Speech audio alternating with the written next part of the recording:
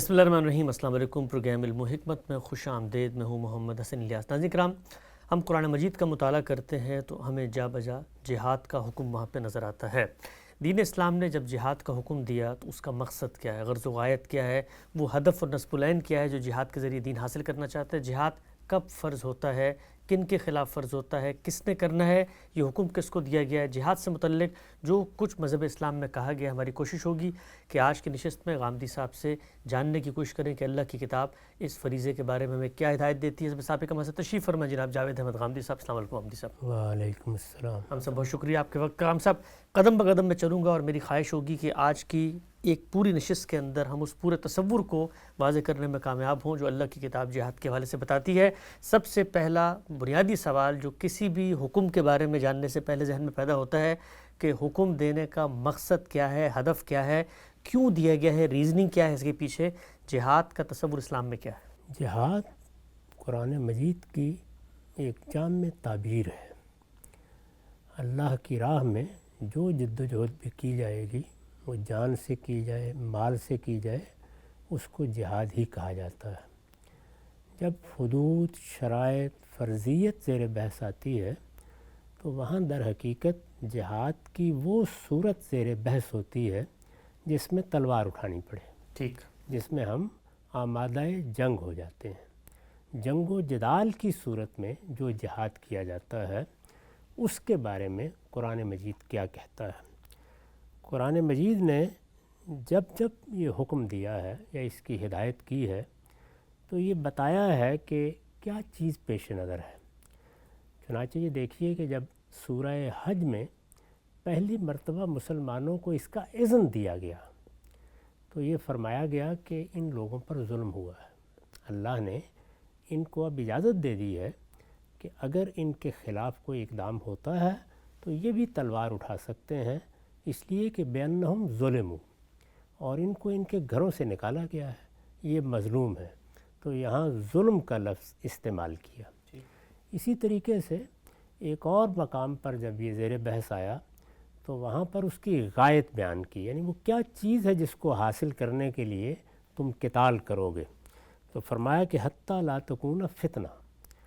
اس وقت جو مذہبی جبر کی صورت پیدا ہوئی ہے اور اس میں لوگوں پر ظلم کیا جا رہا ہے، یعنی وہ کوئی مذہب اختیار کرنا چاہتے ہیں یا اپنے پہلے مذہب کو تبدیل کر کے کسی نئی ہدایت کو قبول کرنا چاہتے ہیں تو انہیں اس کی اجازت نہیں دی جاتی۔ اس میں خاص طور پر زیر دست لوگ نشانہ بن رہے تھے۔ اس کو قرآن مجید نے فتنے سے تعبیر کیا۔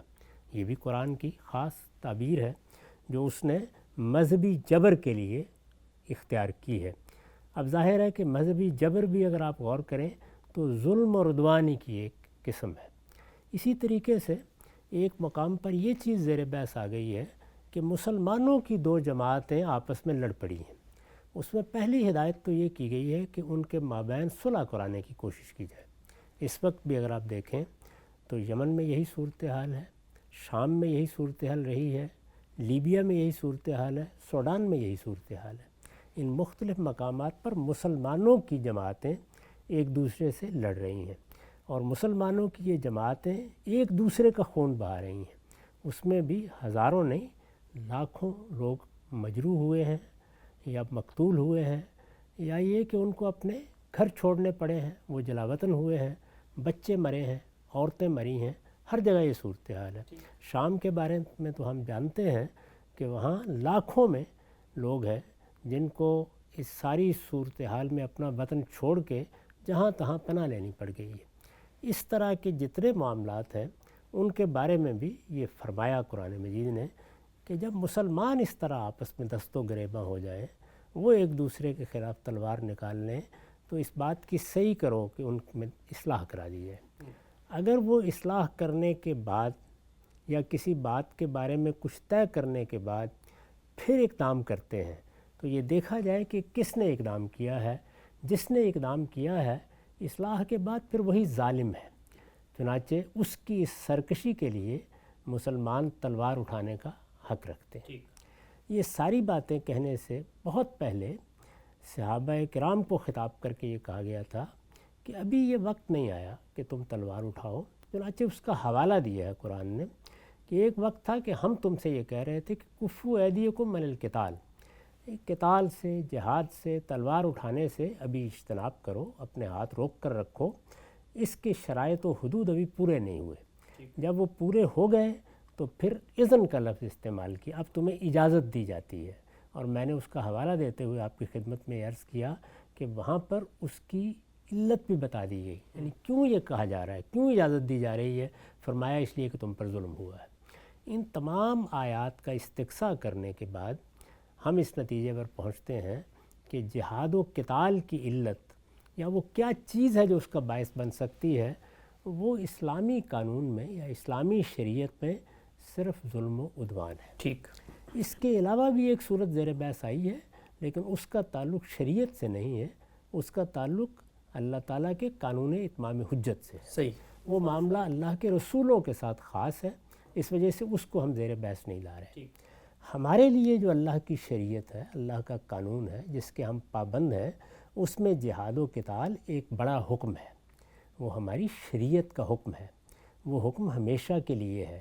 اس میں یہ سوال پیدا ہوتا ہے کہ کس مقصد کے لیے تلوار اٹھائی جا سکتی ہے۔ مقصد دنیا میں بہت سے رہے ہیں، لوگوں نے اپنی شان قائم کرنے کے لیے تلوار اٹھائی ہے، فاتح عالم بننے کے لیے تلوار اٹھائی ہے، مختلف ملکوں کو فتح کر کے انہیں اپنی سلطنت کا حصہ بنانے کے لیے تلوار اٹھائی ہے، اپنے تفوق اور اپنی برتری کی نمائش کے لیے تلوار اٹھائی ہے، اموال حاصل کرنے کے لیے تلوار اٹھائی ہے، دوسری قوموں کے پاس جو ذرائع و وسائل ہیں ان پر قبضہ کرنے کے لیے تلوار اٹھائی ہے۔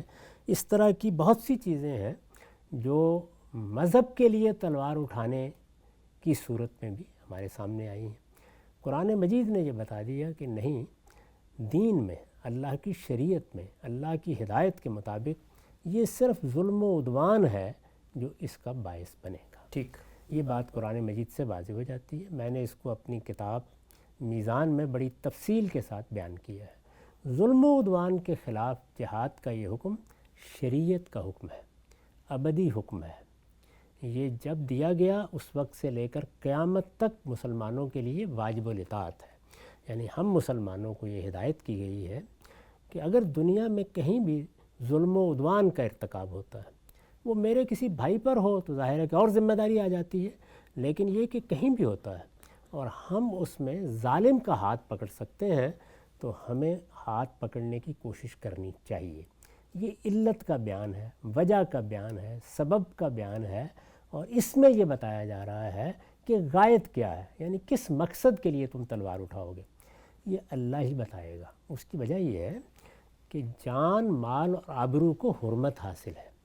جب تلوار اٹھائی جائے گی تو ظاہر ہے ان میں سے کسی چیز کے خلاف اقدام ہوگا، جان کے خلاف ہوگا، مال کے خلاف ہوگا، آبرو کے خلاف ہوگا۔ اس اقدام کے لیے اجازت اللہ پروردگار عالم ہی دے سکتا ہے، یعنی وہی بتا سکتا ہے کہ وہ کیا چیز ہے جو اس کا باعث بنتی ہے۔ اس پر ہم اس سے پہلے بھی گفتگو کر چکے ہیں کہ اللہ تعالیٰ نے انسانی جان کی حرمت صرف دو صورتوں میں اٹھائی ہے۔ ایک یہ کہ کوئی کسی کو قتل کر دے، دوسرے یہ کہ کوئی آمادہ فساد ہو، یعنی دوسروں کی جان، مال، آبرو کے درپے ہو جائے۔ اسی کو دوسرے لفظوں میں ظلم و عدوان کہا جاتا ہے۔ یعنی جب کوئی شخص، کوئی گروہ، کوئی جماعت دوسروں کی جان، مال، آبرو کے درپے ہو جائے گی اور ناحق ان کے خلاف کوئی اقدام کرنا چاہے گی تو اس کا ہاتھ پکڑا جائے گا، اس کا ہاتھ پکڑنا چاہیے۔ یہ ہمارے دین کے احکام میں سے ایک حکم ہے، ہماری شریعت کے احکام میں سے ایک حکم ہے۔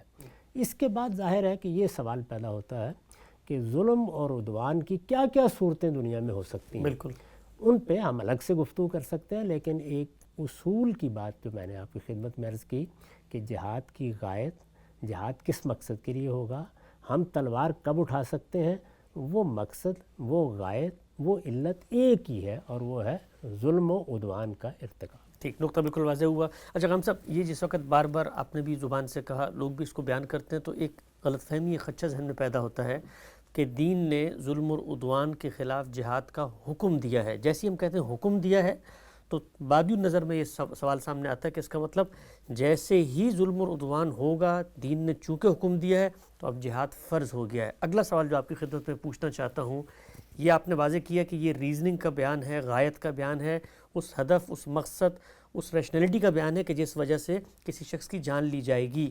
لینے کا اختیار، اگلا سوال آپ سے پوچھنا چاہتا ہوں، کس کے پاس ہے؟ یعنی جو جہاد کرنا ہے، دین نے یہ حکم کا مخاطب کس کو بنایا ہے؟ فرد کو بنایا ہے، معاشرے کو بنایا ہے، ریاست کو بنایا ہے، کس کو بنایا ہے؟ اور پھر ہم اس پر آئیں گے کہ کس وقت یہ چیز فرض ہو جاتی۔ یہ حکم معاشرے کو دیا گیا ہے، مسلمانوں کی جماعت کو دیا گیا ہے۔ ٹھیک، میں اس پر بھی بہت گفتگو کر چکا ہوں کہ جب بھی کوئی حکم دیا جاتا ہے تو سب سے پہلے یہ دیکھنا چاہیے کہ وہ حکم فرد کو بحیثیت فرد دیا گیا ہے یا مسلمانوں کی جماعت کو بحیثیت جماعت دیا گیا ہے۔ جہاد کا حکم مسلمانوں کی جماعت کو بحیثیت جماعت دیا گیا ہے، اچھا، یہ حکم فرد کو نہیں دیا گیا۔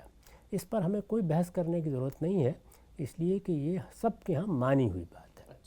مسلمانوں کی جماعت اس حکم کی مخاطب ہے، بالکل اسی طرح جیسے حدود کے حکم کی مخاطب مسلمانوں کی جماعت ہے۔ مسلمانوں کی جماعت سے یہ تقاضا کیا گیا ہے کہ وہ اپنی طاقت استعمال کریں۔ جب ہم کوئی فساد دیکھتے ہیں، کوئی ظلم دیکھتے ہیں تو بالعموم دو صورتیں ہوتی ہیں۔ ایک یہ کہ اس ظلم کا ارتکاب ہماری ریاست یا ہماری عملداری میں کوئی فرد یا چند افراد یا افراد کا کوئی گروہ کر رہا ہے۔ اس صورت میں ظاہر ہے کہ آپ پولیس کو استعمال کرتے ہیں اور مجرموں کو پکڑ کر سزا دیتے ہیں، وہاں حدود زیر بحث آتے ہیں۔ حدود میں ہمارے ہاں ایک حکم یہ بھی ہے کہ اگر کوئی فساد کا ارتکاب کرتا ہے، آمادہ فساد ہو جاتا ہے، اللہ اور اللہ کے پیغمبر نے جو جمعیت مسلمانوں کی قائم کر دی ہے وہ اس کے خلاف آمادہ بغاوت ہو جاتا ہے، تو یہ فساد کی وہ قسم ہے جس میں تم کارروائی کر سکتے ہو۔ یہ کارروائی بھی بعض اوقات اس طرح کرنی پڑ سکتی ہے کہ کوئی باقاعدہ قتال کا اقدام ان کے خلاف کیا جائے، جیسے بعض جتھے بن جاتے ہیں کسی قوم کے اندر، یا خانہ جنگی کی صورت پیدا ہو جاتی ہے، یا بغاوت پر لوگ آمادہ ہو جاتے ہیں۔ ابھی جیسے میں نے اس کا ذکر بھی کیا کہ مسلمانوں ہی کی دو جماعتیں آپس میں دست و گریباں ہو گئیں، لیکن اس کا زیادہ اطلاق ان صورتوں پر ہوتا ہے جب کہ کوئی قوم سرکشی اختیار کر لیتی ہے۔ دنیا میں کسی قوم نے یا کسی ملک نے فیصلہ کر لیا کہ وہ اپنے کسی مقصد کے پیش نظر دوسروں پر زیادتی کرے گا، ان کے خلاف کوئی ظالمانہ اقدام کرے گا، ان کی جان مال آبرو کے درپے ہوگا، تو اب یہ معلوم ہو گیا کہ ظلم اور عدوان کا ارتکاب ہو رہا ہے۔ یعنی ظلم اور عدوان کی اگر تعریف کرنا چاہیں آپ تو وہ کیا ہے؟ یا حق تلفی ہو رہی ہوگی یا جان مال آبرو کے خلاف ناحق کوئی اقدام ہو رہا ہوگا۔ یہ میں نے عرض کیا ناحق، حق کی بنیاد پر تو ہم بھی اقدام کریں گے، جب ظالم کا ہاتھ پکڑیں گے، ناحق کوئی اقدام ہو رہا ہے۔ اس میں مسلمانوں کی جماعت کو خطاب کیا گیا ہے۔ مسلمانوں کی جماعت جہاں بھی ہوگی لازمی تقاضے کے طور پر اپنا کوئی نظم قائم کرے گی، لہٰذا نتیجے کے طور پہ ہم کہہ سکتے ہیں کہ مسلمانوں کی جماعت کا وہ نظم مخاطب ہے، نظم اجتماعی۔ اسی کو ہمارے ہاں ارباب حل وقت کہا جاتا ہے، اسی کو قرآن مجید نے اولو الامر کے لفظ سے ادا کیا ہے، اور اسی کے بارے میں یہ فرمایا ہے کہ اگر کوئی امن کی بات ہو یا کوئی خوف کی بات، یعنی کوئی بڑا مسئلہ اگر سوسائٹی میں درپیش ہو جائے تو عام مسلمانوں کو یہ کام نہیں کرنا چاہیے کہ اذاؤ بہی، وہ اس کو جہاں تہاں پھیلا دیں، میں فتویٰ دے رہا ہوں، آپ حکم لگا رہے ہیں، میں تقریر کر رہا ہوں، میں لوگوں کے جتھے لے کے نکل آیا ہوں، نہیں۔ اس میں یہ فرمایا کہ یہ معاملہ تم اپنے اولو الامر کے، اپنے ارباب حل و عقد کے حوالے کرو، تاکہ وہ لوگ جو استنباط کی صلاحیت رکھتے ہیں، معاملات کو سنبھالے ہوئے ہیں، وہ اس کا فیصلہ کر سکیں۔ تو اس طرح سے گویا اللہ کی کتاب نے ہمیں ہدایت کر دی کہ اس طرح کے اہم معاملات جو قومی نوعیت کے معاملات ہیں یا جماعت سے متعلق معاملات ہیں یا جن کا تعلق پورے معاشرے سے ہے یا مسلمانوں کی جمعیت سے ہے یا ان کے کسی ملک سے ہے یا پوری امت سے ہے، ان کا فیصلہ مجھے، آپ کو، مختلف جتھوں کو، مختلف گروہوں کو نہیں کرنا، اس میں مسلمانوں کے جو سیاسی رہنما ہیں، ارباب حل و عقد، ان کے سپرد معاملے کو کرنا چاہیے۔ تو دوسری بڑی چیز یہ ہے، یعنی جب ہم یہ سمجھ لیں کہ جہاد کی غایت کیا ہے، تو دوسری بڑی چیز جو سمجھنے کی ہے وہ یہ کہ اس کا فیصلہ کس کو کرنا ہے۔ تو یہ میں نے آپ کے سامنے پوری تفصیل سے بیان کر دیا کہ حکم کے مخاطب کون ہے؟ مسلمان بحیثیت جماعت۔ جب حکم کے مخاطب مسلمان بحیثیت جماعت ہوں تو اصل میں خطاب ارباب حل و عقد سے ہوتا ہے، مسلمانوں کے اولو الامر سے ہوتا ہے، یا سادہ لفظوں میں کہیے کہ وہ لوگ جو ان کی حکمرانی کے منصب پر فائز ہیں، ان کو گویا یہ کہا جاتا ہے کہ اب تم اس ذمہ داری کو ادا کرو۔ تو مخاطب بالکل طے ہو گئے، انہی کی طرف معاملہ جائے گا۔ کسی عالم کو، کسی مفتی کو، کسی مبلغ کو، کسی معلم کو، کسی عام فرد کو یہ حق نہیں ہے کہ وہ اس طرح کے معاملات میں فیصلہ کرے، کیونکہ اس طرح کے معاملات کے نتائج بڑے غیر معمولی ہوتے ہیں۔ ہم جب قتال کا فیصلہ کرتے ہیں تو ظاہر ہے کہ قتال میں لوگوں کی جان، مال، آبرو یہ خطرے میں آ جاتی ہے، اس میں لوگوں نے لڑنے کے لیے نکلنا ہے۔ تو قومی نوعیت کے یا ملی نوعیت کے فیصلوں کے بارے میں ہم توجہ تو دلا سکتے ہیں کسی کو، لیکن حکمرانوں نے، ارباب حل و عقدی نے فیصلہ کرنا ہے۔ یہ ذمہ داری انہی کی ہے کہ وہ بیٹھیں اور بیٹھ کر دیکھیں کہ ظلم و عدوان تو ہو گیا، اب اس کے بعد ہماری ذمہ داری کیا بنتی ہے؟ کیا اب یہ لازم ہے کہ ہم اقدام کریں، یا ہمارے لیے یہ کوئی فضیلت کی چیز ہے، یا اس معاملے میں ہمیں اختیار ہے کہ ہم چاہیں تو اقدام کریں، چاہیں تو اقدام نہ کریں؟ کیا صورتحال ہے؟ ان سب چیزوں کا فیصلہ کس بنیاد پر ہوگا وہ ہم بعد میں زیر بحث لائیں گے۔ اس وقت جس چیز کو بیان کرنا مقصود ہے وہ یہ ہے کہ ہمارے ہاں یہ جو صورت بن گئی ہے کہ ہماری امت میں قیادت دو حصوں میں تقسیم ہو کے رہ گئی ہے۔ ایک طرف ہماری سیاسی قیادت ہے، ہمارے ارباب و حل و عقد ہیں، اور دوسری جانب ہمارے ہاں مذہبی قیادت ہے۔ مذہبی قیادت آگے بڑھتی ہے اور آگے بڑھ کر فتویٰ ارشاد فرما دیتی ہے کہ جہاد فرض ہو گیا۔ یہ اس کا نہ کام ہے، نہ اس کو ایسا کرنا چاہیے، نہ یہ اس کی ذمہ داری ہے۔ وہ زیادہ سے زیادہ حکمرانوں کو توجہ دلا سکتی ہے، ارباب حل و عقد کو متوجہ کر سکتی ہے کہ وہ اس معاملے پر غور کریں، اس کو دیکھیں۔ اس لیے کہ جب آپ نے فتویٰ دے دیا اور حکم صادر کر دیا تو ان کے پاس کیا کرنے کے لیے باقی رہ گیا؟ اس موقع پر انہی کو توجہ دلانی چاہیے کہ وہ غور کریں اس بات پر۔ وہ چاہیں گے تو علماء سے بھی مشورہ کر لیں گے، چاہیں گے تو دانشوروں کو بلا لیں گے، چاہیں گے تو دوسرے جو لوگ ان کو مشورہ دے سکتے ہیں یا جن کی ضرورت ہوگی کہ وہ مشورہ دیں ان کو بلائیں۔ اور ظاہر ہے کہ ان کو یہ فیصلہ کرنے کے لیے بہت کچھ دیکھنا ہے۔ ان میں جو سب سے بڑی چیز دیکھنی ہے وہ استطاعت ہے، اس لیے کہ دین میں کوئی حکم بھی استطاعت کے بغیر نہیں ہے۔ یعنی نماز بھی آپ پڑھ سکتے ہیں تو آپ نے پڑھنی ہے، روزہ بھی آپ رکھ سکتے ہیں تو آپ نے رکھنا ہے۔ حج کے بارے میں تو یہی الفاظ استعمال کیے ہیں کہ من استطاع الیہ سبیلا۔ پورے دین کے بارے میں فرما دیا ہے کہ لا یکلف اللہ نفسا الا وسعہا۔ اللہ نے جو بھی شریعت میں حکم دیا ہے وہ حد وسع کے لحاظ سے دیا ہے، تو لہٰذا اب استطاعت دیکھنی ہے۔ یہ استطاعت کس نے دیکھنی ہے؟ یعنی یہ چلیے بالکل متفق علیہ ہو گیا کہ ظلم ہو گیا ہے، ظلم و عدوان کا ارتکاب ہو گیا ہے، تو جہاد کا یا جہاد و قتال کا جواز پیدا ہوا ہے۔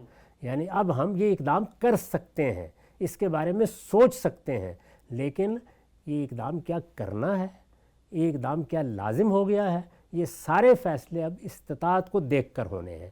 تو استطاعت کو دیکھنے کا کام کس نے کرنا ہے؟ میرے تو علم میں یہ بات نہیں آ سکتی کہ اس وقت مسلمانوں کی استطاعت کیا ہے اور کیا نہیں، آپ کے علم میں بھی نہیں آ سکتی۔ یہ فیصلہ در حقیقت انہی لوگوں کو کرنا ہے جو مسلمانوں کا نظم اجتماعی سنبھالے ہوئے ہیں، اور وہ کون ہے؟ ارباب حل و عقد، اولو الامر۔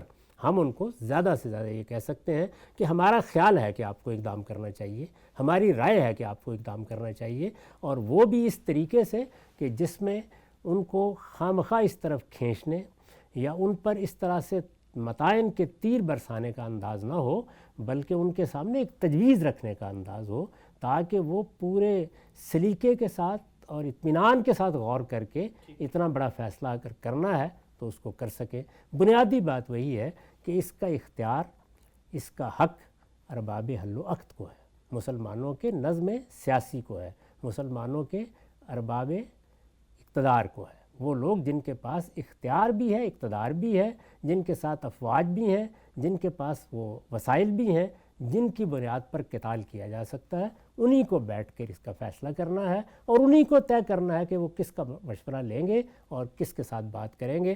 الا یہ کہ کوئی نظام پہلے سے موجود ہے، جیسے کہ ہمارے ہاں پارلیمنٹ ہے، تو اس سے مشورہ کر لیں گے، لیکن فیصلہ بہرحال انہی کو کرنا ہے۔ نقطہ بالکل واضح ہو گیا. ہم سب تین چیزیں بالکل واضح ہوئیں دو چار کی طرح کہ جہاد کی جو غایت ہے، جو مقصد ہدف ہے، جو دین نے مقرر کر دیا اور قیامت تک وہی رہے گا، وہ ظلم اور عدوان ہے. قومیں شوریدہ سر ہو جاتی ہیں تو ان کے خلاف ایک مقصد پیدا ہو گیا ہے کہ اب اقدام کیا جا سکتا ہے.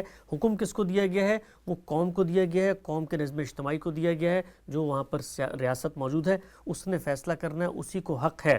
اگلا سوال غام صاحب آپ کی خدمت میں. بات آ گئی ظلم و عدوان ایک جگہ پر ایک قوم کر رہی ہے، اسٹیٹ نے اس کا جائزہ لیا اور وہ مطمئن ہو گئی کہ ظلم و عدوان تو ہو رہا ہے، کوئی غایت پوری ہو گئی. اب کیا فرضیت ہے، واجب ہے، اس کے لیے دین نے کیا شرائط بیان کی ہیں؟ یعنی ایک آپ نے بات کی استطاعت کی، استطاعت کو ذرا واضح کیجئے گا کہ استطاعت میں کیا کیا چیزیں دیکھی جائیں گی کہ جس کے بعد ہم یہ کہیں گے کہ اب جہاد فرض ہو گیا اور اب فرض نہیں ہوا. اس کا ایک تو عقلی پہلو ہے. ظاہر ہے کہ جب یہ کہا جاتا ہے کہ ہر وہ شخص جو اس عمر کو پہنچ گیا ہے کہ اب اس پر حج فرض ہو، اسے دیکھنا چاہیے کہ کیا اس کے پاس حج کی استطاعت ہے، وسائل ہیں. ظاہر ہے کہ اس میں جو الفاظ استعمال کیے گئے ہیں وہ یہ ہے کہ من استطاع الیہ سبیلا. ٹھیک. اب یہ تو نہیں بتایا گیا کہ استطاعت کس کے لیے کتنی ہے، یہ اس شخصی کو دیکھنا ہے. تو عقلی پہلو سے وہ یہ دیکھے گا کہ کیا میں سفر کا تحمل کر سکتا ہوں، کیا میرے پاس اتنا روپیہ ہے کہ میں اس کے اخراجات برداشت کر سکوں، کیا میں وہاں جا کے قیام کی کوئی صورت نکال سکتا ہوں. یہ ساری چیزیں دیکھے گا. بالکل. ان کو دیکھنے کے بعد وہ فیصلہ کرے گا. تو یہاں پر بھی ارباب حل و عقد کو بیٹھ کر یہ دیکھنا ہے کہ کیا وہ اس وقت قتال کی صلاحیت رکھتے ہیں. اب قتال کی صلاحیت کو اگر آپ عقلی لحاظ سے دیکھیں گے تو اس کی تین ہی جہتیں بنتی ہیں. ایک یہ کہ ہم نے جائزہ لیا، ظلم و عدوان کا ارتکاب ہوا ہے اور ہمارے پاس اتنی طاقت موجود ہے، طاقت کا ہم نے مقابلہ کر کے دیکھ لیا، اس کے بارے میں بالعموم معلومات ہوتی ہیں، مقابل کی طاقت کو بھی ہم بڑی حد تک جانتے ہیں. ان سب چیزوں کا جائزہ لینے کے بعد ہم اس نتیجے پر پہنچے ہیں اور ظاہر ہے کہ یہ جائزہ علم و عقل ہی کی بنیاد پر لیا جائے گا، معلومات کی بنیاد پر لیا جائے گا کہ کامیابی یقینی ہے. یعنی ایسا کوئی مسئلہ نہیں ہے کامیابی یقینی ہے یا کامیابی کا ظن غالب ہے. دونوں صورتوں میں یہ ایمان کی موت ہوگی کہ ظلم و عدوان کا مقابلہ کرنے کے لیے مسلمان نہ اٹھے. ٹھیک. یعنی مسلمان کی حیثیت سے پھر آدمی کو جینے کا کوئی حق نہیں ہے کہ وہ یہ دیکھ رہا ہے کہ خدا کے بندوں پر ظلم کا ارتکاب کیا جا رہا ہے، وہ یہ دیکھ رہا ہے کہ خدا کے بندوں کو ستم گری کا ہدف بنا لیا گیا ہے، یہ وہ دیکھ رہا ہے اور اس کے پاس طاقت موجود ہے. یہ بالکل ایسے ہی ہے کہ آپ 10 لوگ کسی گلی یا بازار میں کھڑے ہیں اور وہاں کوئی ایک آدمی جس کے پاس کوئی ہتھیار بھی نہیں ہے، مثال کے طور پر وہ کسی عورت پر حملہ آور ہو گیا ہے، تو اس کو ایمان کی موت ہی کہیں گے نا کہ میں آپ وہاں 10 لوگوں کے ساتھ کھڑے ہیں اور ہم آگے نہیں بڑھے. یہی ہوگا. یہاں پر بھی یہی صورت ہے. یعنی سب سے پہلے اس کا جائزہ لیا جائے گا کہ ہماری استطاعت ہے کتنی. ہماری استطاعت اگر اس درجے میں ہے کہ یقین ہے یا ظن غالب ہے کہ ہم جیت سکتے ہیں، یعنی ایسا معاملہ نہیں ہے ظالم کا ہاتھ پکڑا جا سکتا ہے، پکڑا جا سکتا ہے، تو میں نے عرض کیا کہ پھر جہاد فی الواقع فرض ہو گیا ہے. یہ اب فرضیت ہے، ہمارے اوپر لازم ہے کہ ہم اٹھیں اور اٹھ کر ہم ظالم کا ہاتھ پکڑیں. اسی لیے میں نے اس کو اس طرح تعبیر کیا کہ پھر تو ایمان کی موت ہے. یعنی یہ محض ایک فرض سے غفلت نہیں ہے بلکہ آخری درجے کا انحراف ہے کہ ایک مسلمان قوم، اللہ پر ایمان رکھنے والی قوم، اللہ تعالیٰ کو ماننے والی قوم، وہ ظالم کا ہاتھ نہیں پکڑ رہی، درا حالے کہ اس کے پاس طاقت موجود ہے اور اس کو پورا اطمینان ہے، اس نے جائزہ لے کے دیکھ لیا ہے کہ میرے پاس اتنی طاقت ہے کہ ظالم کا ہاتھ پکڑا جا سکتا ہے اور اس میں کامیابی یقینی ہے یا ظن غالب یہی ہے کہ ہم کامیاب ہو جائیں گے. یہ صورت ہے جس میں فرضیت ہو جاتی ہے. اچھا. اس کے بعد دوسری چیز کیا ہے؟ دوسری یہ ہے کہ جائزہ لیا گیا اور جائزہ لینے کے بعد ہم اس نتیجے پر پہنچے کہ اس کا بھی امکان ہے کہ ہم کامیاب ہو جائیں، ظالم کا ہاتھ ہم پکڑنے میں کامیاب ہو جائیں. اور بہرحال یہ بات کوئی ظن غالب کے درجے میں نہیں ہے، دوسرا امکان بھی ویسا ہی محسوس ہوتا ہے، برابر کی قوت ہے، یعنی برابر کی صورتحال ہے، برابر سرابر کی صورتحال ہے. ظاہر ہے کہ ایک مسلمان برابر سرابر کی صورتحال کا جائزہ لیتے وقت جہاں اسلحہ دیکھے گا، اسباب دیکھے گا، معیشت دیکھے گا، جنگ کرنے نکلنا ہے تو اس کو قائم کیسے رکھنا ہے، یہ ساری چیزیں دیکھے گا. وہاں یہ بھی دیکھے گا کہ جن لوگوں کے ساتھ میں نکل رہا ہوں ان کا ایمان کیسا ہے، ان کے اندر کیا جذبہ ہے، ان کے اندر ثابت قدمی کیسی ہے، ساری چیزیں دیکھے گا۔ تو ان کو دیکھنے کے بعد ہم نے اپنی افواج کا جائزہ لیا، اپنی قوت کا جائزہ لیا، اسلحے کا جائزہ لیا، اپنی معاشی لائن کا جائزہ لیا۔ ظاہر ہے کہ جنگ محض جنگ نہیں ہوتی، وہ پھر اپنے کچھ نتائج رکھتی ہے۔ ان سب کا جائزہ لینے کے بعد ہم نے یہ فیصلہ کیا کہ یہاں معاملہ برابر سرابر ہے، یعنی صورتحال یہ ہے کہ ہم جیت بھی سکتے ہیں، نہیں بھی جیت سکتے۔ جب یہ صورتحال ہے تو اب فرضیت کا سوال نہیں ہے، اب یہ فضیلت کا باب ہے، اس کی ترغیب دی جائے گی اور یہ کہا جائے گا کہ اللہ کا نام لے کے ہمت کرے۔ ایسے ہی تو موقع ہوتے ہیں جس میں اللہ پر بھروسہ کر کے اگر بندہ مومن فیصلہ کر لیتا ہے تو اللہ تعالیٰ اس کی مدد کرتے ہیں۔ یہ میں اب صرف عقلی بنیادوں پر، لیکن یہ کام ریاست کا سربراہ کرے گا، فضیلت ریاست کے سربراہ نہیں کرنا ہے، یعنی تو ارباب حل وقت کا ہے، یہ میرا اور آپ کا کام نہیں ہے، اس لیے کہ ان کو دیکھنا ہے طاقت کیا ہے، حالات کیا ہیں، نتائج کیا ہوں گے۔ یعنی جس وقت آپ استطاعت کہتے ہیں تو اس کا مطلب یہ ہوتا ہے کہ جو بدترین صورتحال پیش آ سکتی ہے اس کا مقابلہ کرنے کی طاقت ہے۔ ہم اپنے پیچھے اپنی معیشت کو قائم رکھ سکتے ہیں، اگر جواب میں کوئی کارروائی ہوتی ہے تو اس کے نتائج کو رفع کر سکتے ہیں۔ یہ ساری چیزیں، استطاعت کوئی ایسی چیز نہیں ہے کہ جس میں کوئی ایک پہلو آپ دیکھ لیں گے، یعنی جب جنگ کا فیصلہ کیا جاتا ہے تو یہ تمام چیزیں دیکھنی ضروری ہیں، اور یہ کس نے دیکھنی ہے؟ وہی لوگ کے جو سارے معاملات کو جانتے ہیں، انہی کو علم ہے۔ یعنی اس وقت مثال کے طور پر میرے ملک میں فوجی طاقت کتنی ہے، میں اپنی قوت کو کتنا برقرار رکھ سکتا ہوں، سپلائی چین کیا جنگ میں کیا کیا چیزیں پیش آ سکتی ہیں ان کو میں کیسے بحال رکھ سکتا ہوں، میرے ملک کی معیشت کا کیا حال ہے، وہ کتنا تحمل کر سکتی ہے، یہ اگر طول پکڑ جائے تو کیا نوعیت ہوگی، مقابلہ کس سے ہے، اس کی طاقت کے، ساری چیزیں ہیں۔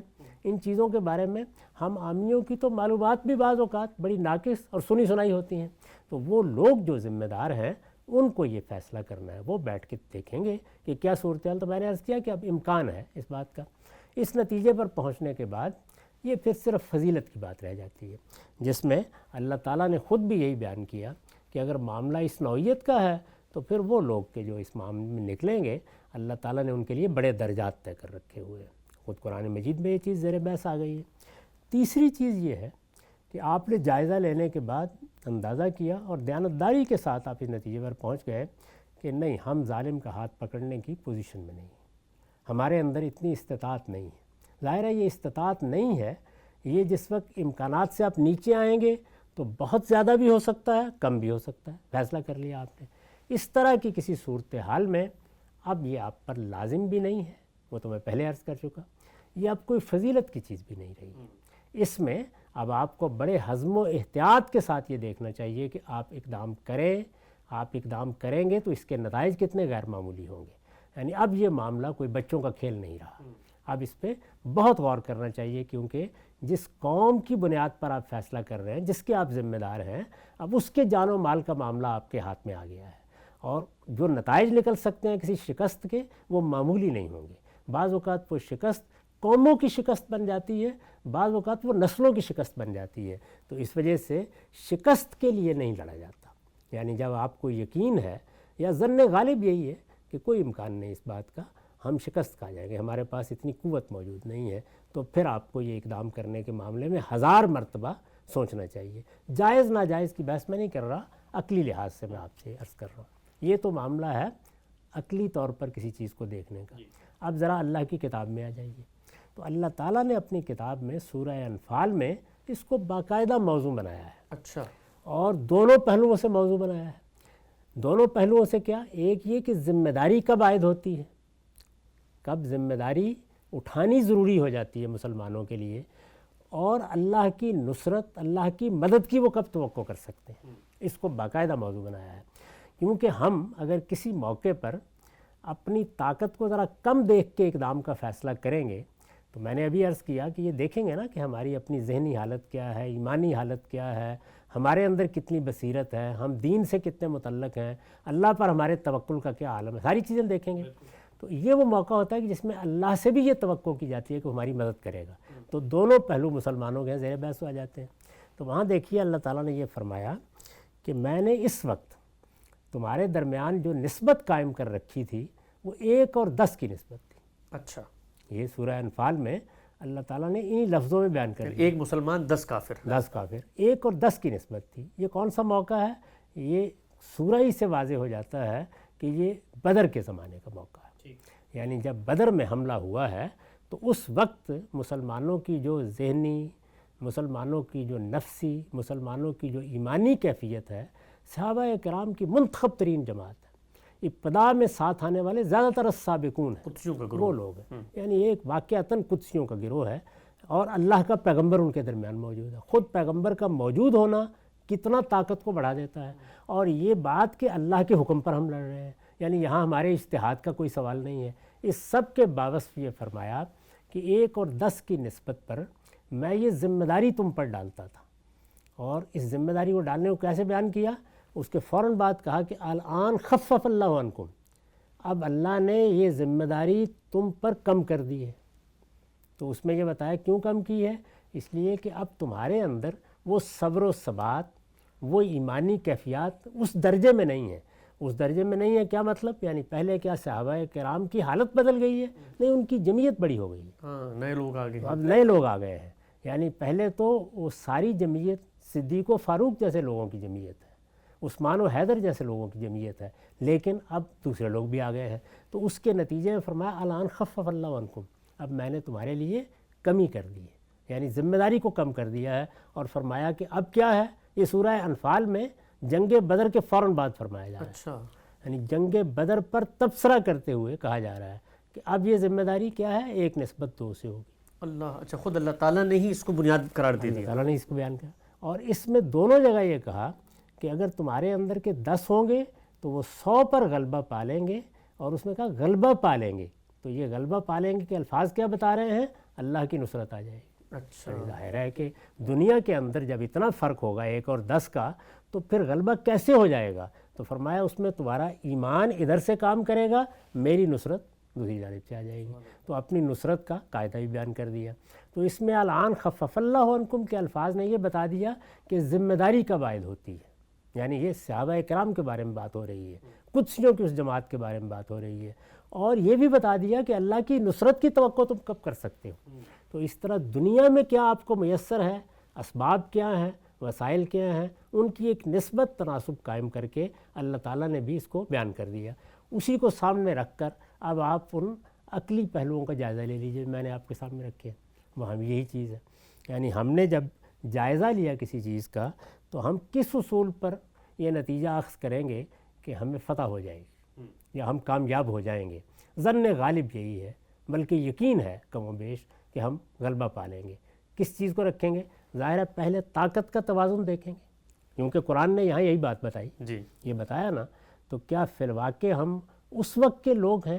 یعنی اگر مثال کے طور پر مجھے یا آپ کو اب فیصلہ کرنا ہو تو کیا ہم وہ لوگ ہیں جن کے لیے 1 اور 10 کی نسبت قائم کی گئی؟ نہیں، ظاہری بات ہے، نہیں ہو سکتا۔ کوئی آدمی تصور بھی نہیں کر سکتا اس کا۔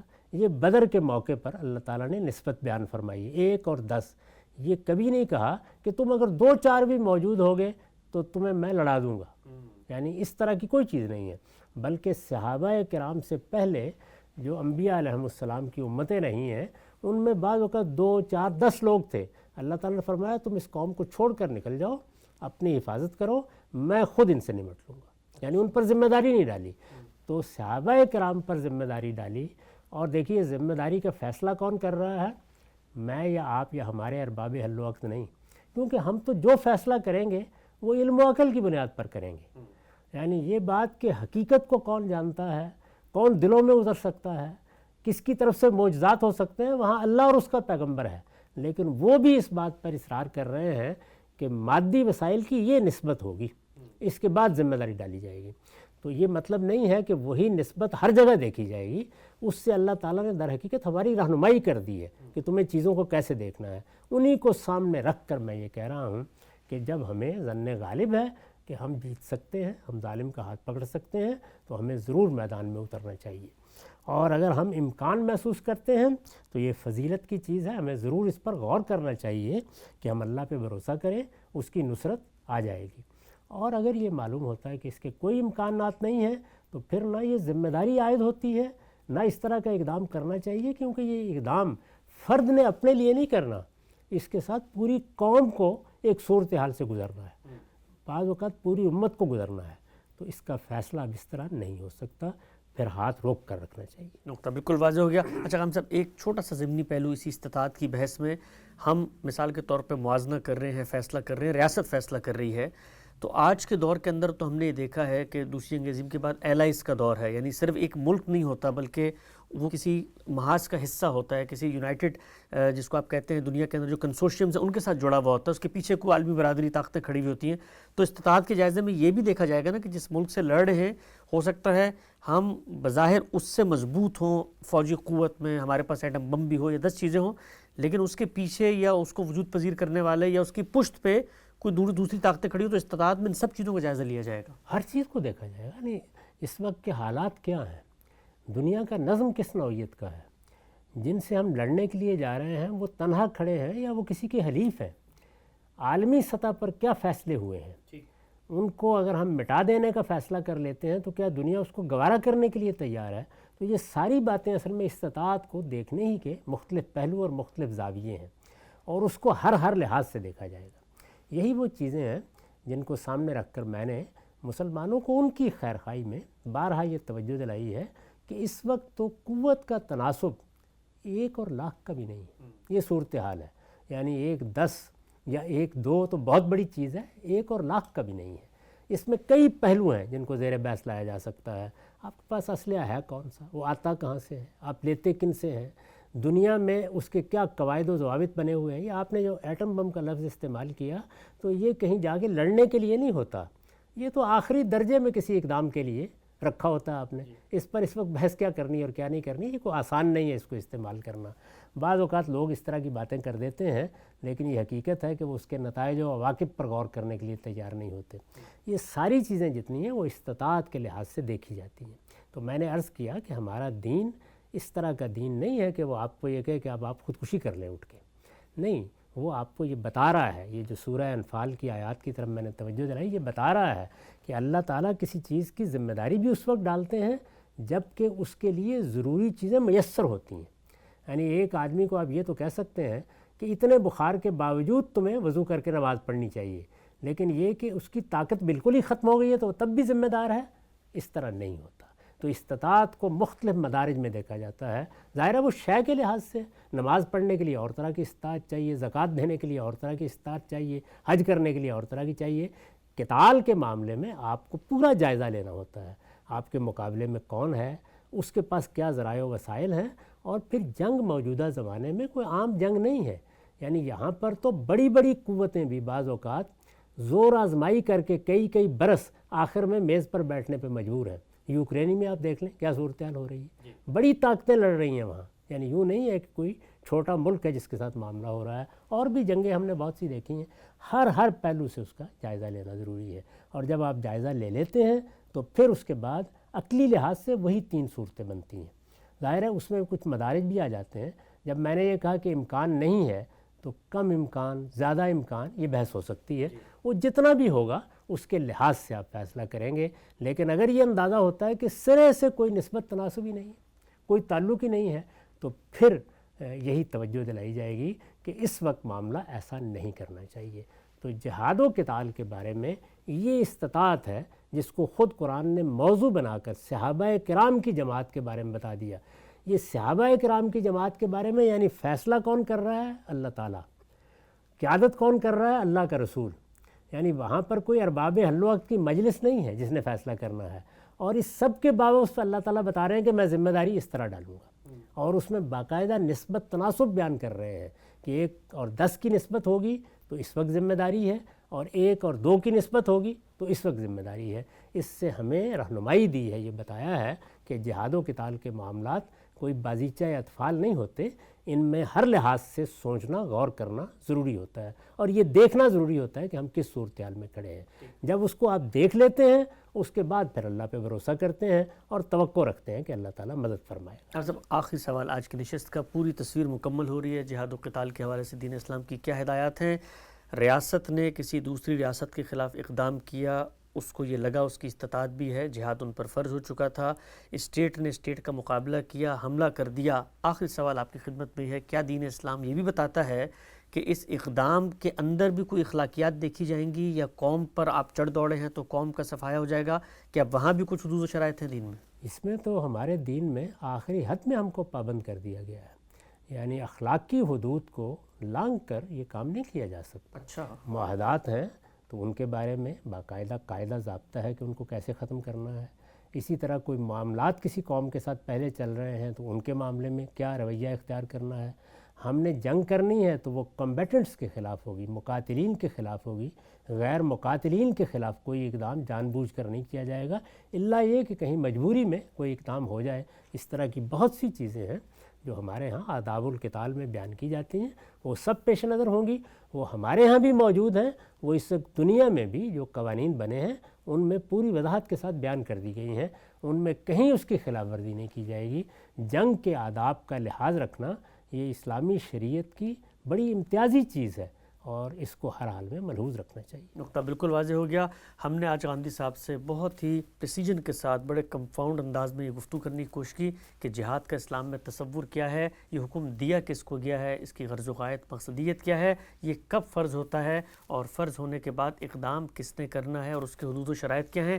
غامدی صاحب نے اس موضوع پر بہت تفصیل سے اپنی کتاب میزان میں اور اس کا ایک اختصار اور خلاصہ الاسلام میں بیان کیے، لوگ اس کو وہاں پر جان سکتے ہیں۔ وقت یہاں پہ ختم ہوتا ہے، دوبارہ حاضر خدمت ہوں گے، اب تک آپ کا بہت شکریہ۔